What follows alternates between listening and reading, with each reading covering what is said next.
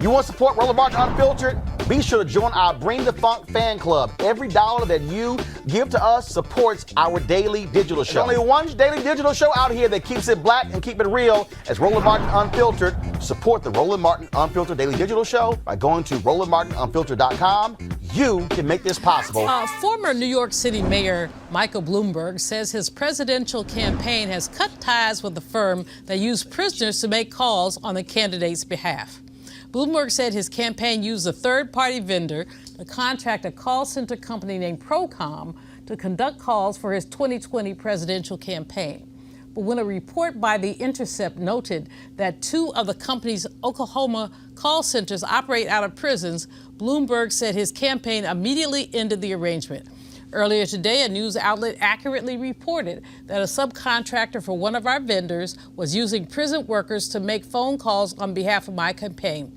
After learning this, we immediately ended our relationship with that company. Too little, too late.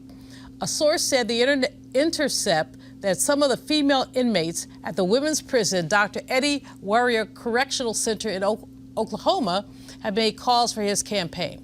Soon after announcing his Democratic presidential run, Bloomberg apologized for his support of the stop and frisk strategy employed by the New York Police Department while he was mayor. Y'all know this whole thing cracks me up because it's not just about Bloomberg. It's about the prison convict labor system, which allows, let's just break this down. So this ProCom company bids to pay the minimum wage. But the working wage for call center people is between 11 and 12 an hour. So the minimum wage is $7.22. So right there's about a $4 an hour profit that somebody's getting. Then let's add to it the fact that the prison pays ProCom $7.25 an hour, but the inmates get about $1.45 an hour. So there's another gap here. Right. So basically, this is called predatory capitalism at its best. And Bloomberg, who already has black marks on his face, as far as I'm concerned, with stop and frisk, is yet again colluding with the oppression of black people. Now, that's my opinion. What do you think, Julian? I would ask Bloomberg staff, did they do their due diligence in finding out who are you contracting out with? So it paints a bad picture for Bloomberg and makes it look like, hey, you're looking for cheap labor. But at the end of the day, when you solicit services, you got to do your due diligence and say, hey, how are you going to provide these services for us? Can we go and see this so-called call center that's going to be making calls for the Bloomberg campaign? So at the end of the day, Bloomberg has to take the hit for it because his name is tied to it. Yeah. And any other candidate who's running for office, if this was to come about, they would have to take the hit as well. You're just not doing your due diligence and researching to say, hey, we found a company, but we need to go see the facilities to make sure that they're going to represent us and it doesn't come back to bite us in the butt. And as you see right now, he has to take this negative hit because you're using, convicted felons, whatever the case may be, to make phone calls on your behalf. And it's not a good look for them. You're using the felons so much as you're participating in the exploitative system. It's not, if it was a legitimate call center outside of a prison, we probably wouldn't be having this discussion. No, but in a legitimate call center, the workers would get about 11 an hour, 10, 11, 12 an hour. True. Whereas the call center subcontractor is paying $7.25. But the workers are still getting something like $1.50. So there's a whole lot of exploitation built into this. Now, that's just my opinion as an economist. Y'all can shoot me down. Will we still talk about it if it wasn't a prison? So is it the fact that it was at a prison, or is the fact of the capitalism that's being broken down as far as the pay? The fact that it is a prison, which means you have created captive labor and made it possible to exploit people. And this goes back to enslavement and the way that convict labor was used during enslavement to extract surplus value from black people and especially black men. True. And we have to basically look at that and look at the many ways that our people were re-enslaved and re-enslaved. And so I'm not picking on Bloomberg particularly because anybody who subcontracts has a risk of doing this, and the point is that everybody who subcontracts has to use due diligence. Erica? And I also believe that this is almost par for the course for Bloomberg. This is a person who entered the race in very late, just about a month ago. And then when he entered about in, $70-some million already. Absolutely, and has been running as who's not participating in debates because he does not have to. He's pretty much bought his way into this contest much of the same way that he bought his third term as mayor of New York City. So this also says to me that it's not the politics where there is a talking to your voter base, there's reaching out to people, there's talking about issues, because where does he stand on the school to prison pipeline, right? Where does he stand in criminal justice reform? Where does he, we know where he stands on gun reform because that was a platform that he laid out largely before he threw in his hat for the presidency. But this to me reeks of a candidate not really genuinely reaching out to the voter base and talking to people. And so for a person that jumped into the race as a now Democrat who had previously been a Republican, oh yeah, very much so in the fourth quarter, and has the only outreach that he's done is going to a black church and simply saying, I'm sorry, history can't be undone, which we very well know. But the same community, which is the prison community that he's impacted, is very interesting that this whole call center story came about because though it's in Oklahoma, a women's detention center in Oklahoma, it is still that same fragrance of him just not really having a connection with being his wrongs. tone deaf around black people and their issues. And even though more than half of the people incarcerated in this country are African American. Right. So when we start talking about convict labor, we really are talking about black people. Other people too, of course, but disproportionately us. We're 13% at best of the population, but perhaps half of those who are incarcerated. Many, especially women, incarcerated behind BS. They boo was slinging drugs and they happen to be in the house. But in any case, Mayor Bloomberg has a lot to answer for, but so do many others around this convict labor issue.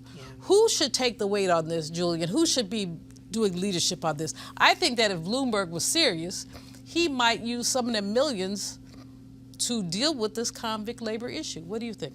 I think he should, if he's trying to get the vote. When you talk about stop and frisk, he has a lot to answer for. And I think just a simple apology is not going to cut it.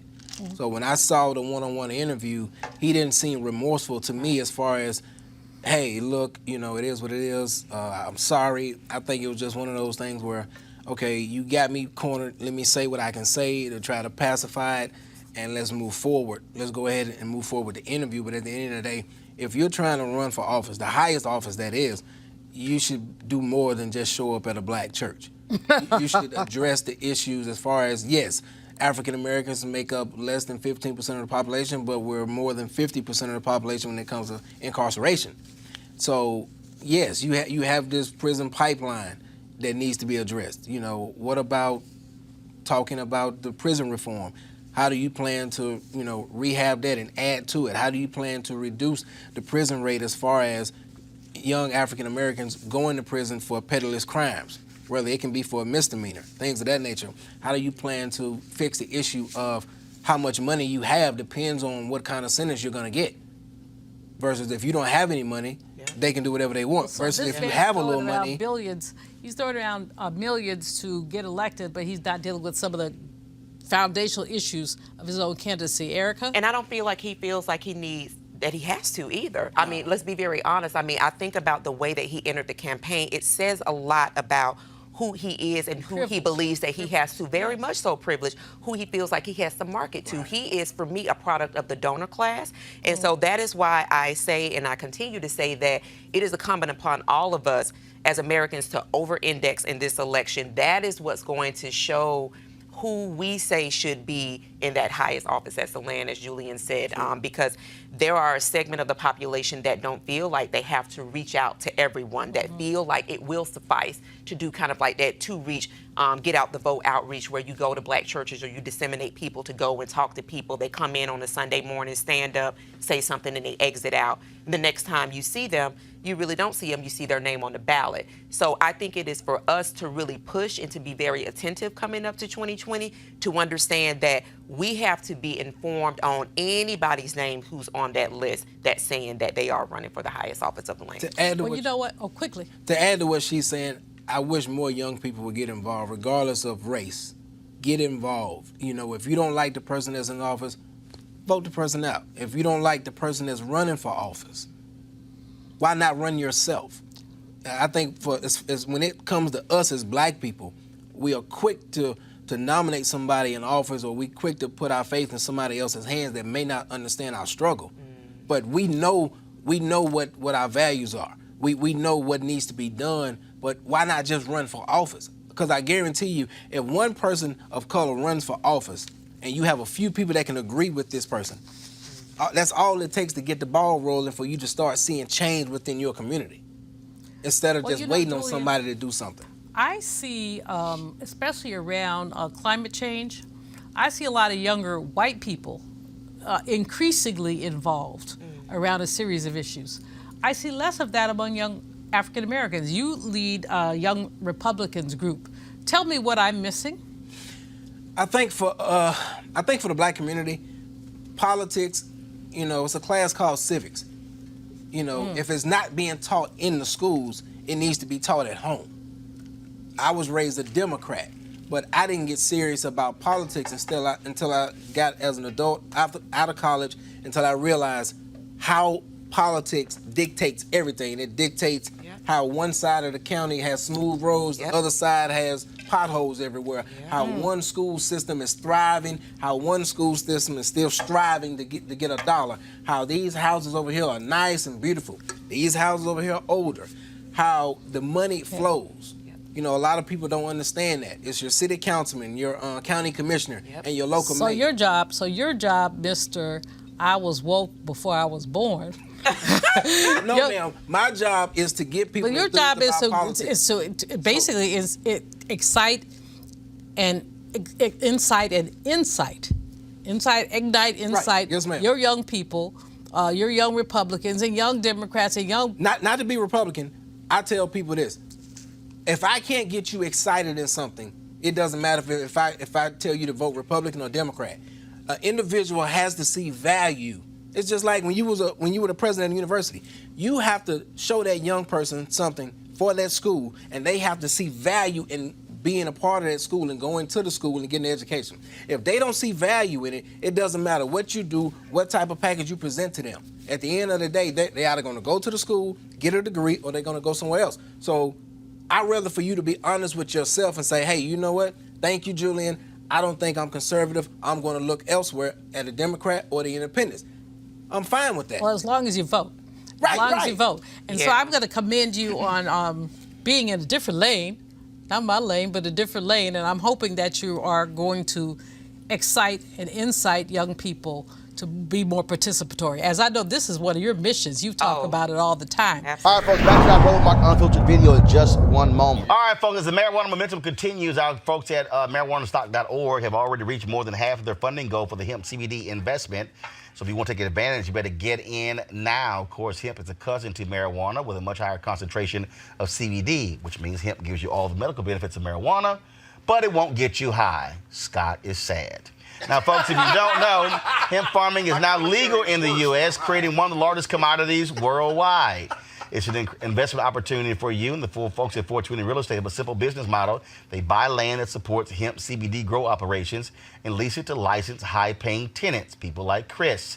They are hemp CBD landlords, and you can get in on the action. Now, all you got to do is invest as little as $200. Monique, you got that. In their crowdfunding campaign, up to $10,000. Amisha, some of that Sinclair money. To invest, go to marijuanastock.org. That's marijuanastock.org. Get in the game and get in the game now. Now back to your Roland Martin Unfiltered video.